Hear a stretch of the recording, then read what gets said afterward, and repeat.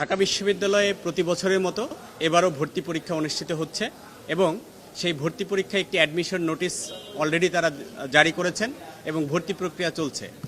সেই ভর্তি পরীক্ষার যে নোটিশটি দেওয়া হয়েছে সেই নোটিশে বলা হয়েছে যে এখানে পোষ্য কোটা থাকবে এবং খেলোয়াড় কোটায় তাদেরকে ভর্তি করানোর সুযোগ রাখা হয়েছে। তো ঢাকা বিশ্ববিদ্যালয়ের ভর্তি পরীক্ষায় পোষ্য কোটা এবং খেলোয়াড় কোটা এই দুটি কোটা রাখা কেন অবৈধ এবং কর্তৃত্ব বহির্ভূত ঘোষণা করা হবে না, এই মর্মে আজকে মাননীয় আদালত রুল জারি করেছেন। আগামী 2 সপ্তাহের মধ্যে ঢাকা বিশ্ববিদ্যালয় কর্তৃপক্ষকে জবাব দিতে বলা হয়েছে। ঢাকা বিশ্ববিদ্যালয়ে ভর্তি পরীক্ষার সময়ে যে কোটা পদ্ধতিটা রাখা হয়েছে সেখানে অন্যান্য কোটাও রাখা হয়েছে। আপনারা জানেন যে আমাদের আপিল বিভাগের একটি রায় রয়েছে, সেই রায়ে বলে দেওয়া হয়েছে যে মেধার ভিত্তিতে নিয়োগ হবে, 93% মেধার ভিত্তিতে নিয়োগ হবে, বাকি 7 অন্যান্য কোটা রাখা হয়েছে। ঢাকা বিশ্ববিদ্যালয় কর্তৃপক্ষকে যখন আমরা এই বিষয়টি রিপ্রেজেন্টেশন দিলাম, অর্থাৎ এই কোটা বাতিল পুনর্বিবেচনা করার জন্য আবেদন দিলাম, তখন কিন্তু তারা এই আপিল বিভাগের যে রায়টি সেই রায়টির রেফারেন্স দিয়ে তারা বললেন তারা মুক্তিযোদ্ধার যে নাতিপুতি কোটা ছিল সেটাকে তারা বাতিল করে দিলেন, অর্থাৎ আপিল বিভাগের রায়টি তারা অ্যাডপ্ট করে নিলেন। কিন্তু দুঃখের বিষয় হচ্ছে এই পোষ্য কোটা এবং খেলোয়াড় কোটায় ভর্তির বিষয়ে তারা কোনো পদক্ষেপ নেননি, অর্থাৎ এটি বহাল রেখেছেন।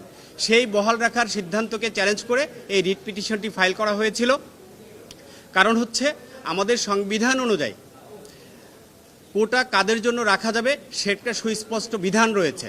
সেখানে হচ্ছে পিছিয়ে পড়া জনগোষ্ঠীর জন্য কোটা রাখা যেতে পারে, কিন্তু আমরা এখানে আমাদের সাবমিশনে বলেছি ঢাকা বিশ্ববিদ্যালয়ের শিক্ষক কর্মকর্তা কর্মচারী তাদের সন্তানরা কোনোভাবেই আমাদের সংবিধানের যে অনুচ্ছেদ 28 আছে তার সেই বিধান অনুযায়ী তারা পিছিয়ে পড়া জনগোষ্ঠীর কাতারে পড়বেন না।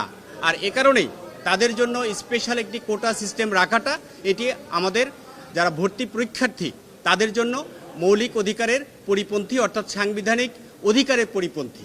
এটি আরবিট্রারি অর্থাৎ নিপীড়নমূলকভাবে অন্যায়ভাবে এই কোটা সিস্টেমটি বহাল রেখেছে।